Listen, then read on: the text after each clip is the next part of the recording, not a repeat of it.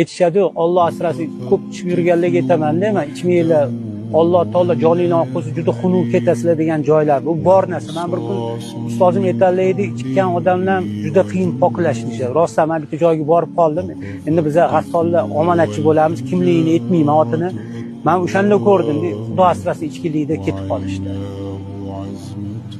O'shanda ozgina qo'rqaman, ozgina. Qanaqa bo'ladi u? Yo'q, juda xunuk bo'ladi. Aytib bering. Yo'q. Bizga masalan, hozir sizning gapingizdan keyin qanaqa bo'lishini aytsang, o'sha holatdan qo'rqib ham balki spirtli ichimliklarni ichmas.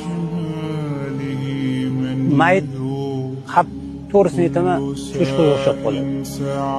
Ishib ketadimi? Ishib ketadi. Juda xunuk yotadi. O'lim ikki xil keladi. Juda chiroyli keladi, juda xunuk keladi. Hammamizga chiroyli kelsin. Shunga inson pokiza bo'lib, namozli o'qib, o'ziga qarab yurish kerak. Birovning dilini ortish kerak, birovning haqida qo'rqish kerak.